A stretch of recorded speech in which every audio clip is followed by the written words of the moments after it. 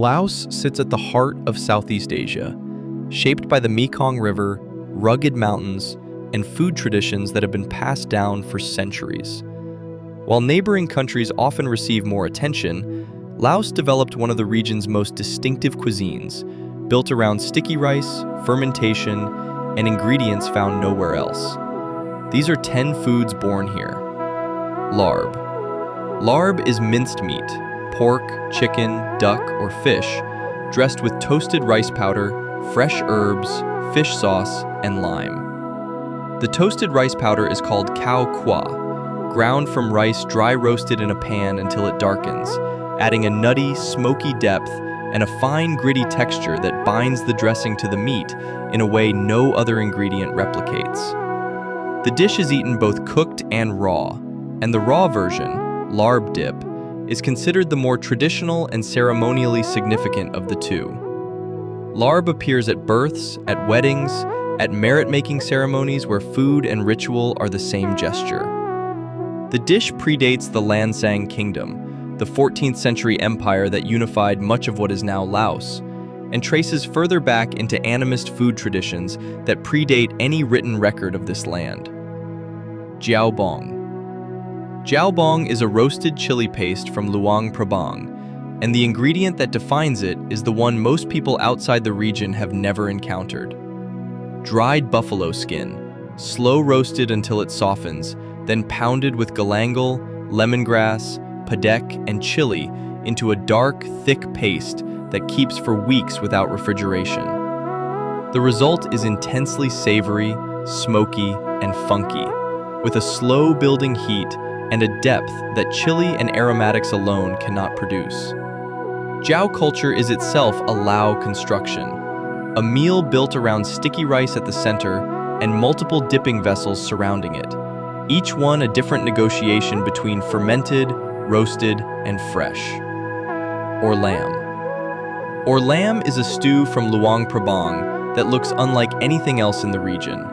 Dark, thick, forest-colored, a broth built from wood ash that adds a faint mineral bitterness and an alkaline depth, combined with whatever protein and vegetables are available that day. What makes it irreplaceable is sakan, a woody pepperwood that grows in the forests surrounding Luang Prabang, producing a numbing, aromatic heat that no other ingredient replicates. It does not grow in commercially significant quantity anywhere else. No substitution produces the same effect.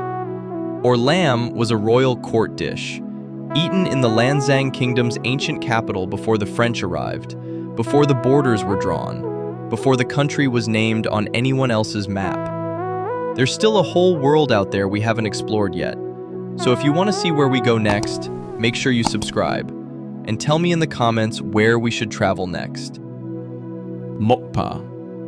Mokpa is freshwater fish, almost always caught from the Mekong, mixed with padek, lemongrass, galangal, and spring onion, wrapped tightly in banana leaf and steamed until the parcel holds its shape and the herbs have worked completely into the flesh. The banana leaf is not just a vessel. It imparts a faint, grassy, floral flavor to the fish as it steams. Then there is the dill. Dill is not an ingredient most people associate with Southeast Asia. It traces to ancient contact with southern Chinese cultures that carried it into the Mekong Basin centuries before any European ship reached this part of the world. Laos absorbed it and built it into the preparation as a core element, not a variation.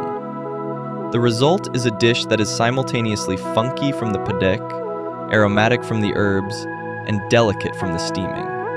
Flavors that have been arriving at the same conclusion for centuries. Nem khao. Nem khao begins with a formed rice cake, coconut, red curry paste, and kaffir lime leaf compressed together, shaped into a ball, and deep fried until the exterior shatters completely. That crust is then broken apart by hand, not sliced, not portioned, but broken deliberately at the table as part of the preparation itself. The shattered rice is tossed with sour pork sausage, fresh herbs, peanuts, dried shrimp, and lime, until every fragment of fried crust carries the fermented and fresh elements with it. The result is a dish that moves between sour, salty, and bright in the same bite.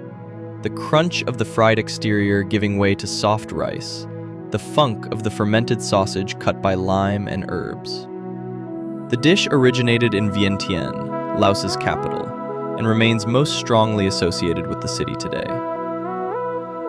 Tam makung. Tam makung is pounded green papaya, shredded, placed in a mortar with padek, fresh crab, tomato, and chili, and worked with a pestle in a technique that bruises rather than fully crushes, leaving the papaya in distinct strands that carry the fermented fish paste without losing their texture. The result is simultaneously sour, funky, spicy, and fresh. The raw crab and padek delivering a deep fermented base that the lime and tomato cut against. The dish originates from the Mekong Basin and has been a foundation of Lao cooking since before any political border existed in this region. The distinction from versions found elsewhere is padek, fermented freshwater fish paste, used here in a structural role no other version replicates. Northeastern Thailand carries this dish because northeastern Thailand is Isan, a region that is culturally and ethnically Lao. Khao piak sen. Khao piak sen is fresh rice noodles, made the same day, thick and slightly chewy, served in a clear pork or chicken broth with ginger, lemongrass, and fried garlic. The noodles are not dried, they are not stored. They are pressed from raw rice paste that morning and used before the day is finished. The broth is light and clean, the ginger and lemongrass giving it a gentle warmth and fragrance, with the fried garlic adding a savory depth that runs through every spoonful. The comparison to Vietnamese pho arrives quickly and fails just as quickly. Pho uses dried or pre-processed noodles and a broth built over many hours from charred aromatics and spice, while khao piak sen uses a lighter broth and a noodle that exists only because someone made it that morning from raw rice paste ground fresh. Kang nor mai. Kang nor mai is a bamboo shoot soup, and the first thing to understand about it is the flavor. Bitter, fermented, uncompromising. Not a background note, but the defining register of the entire bowl. Wild bamboo shoots are foraged from the forests surrounding Lao villages, boiled to draw out their harshness, or fermented to amplify it.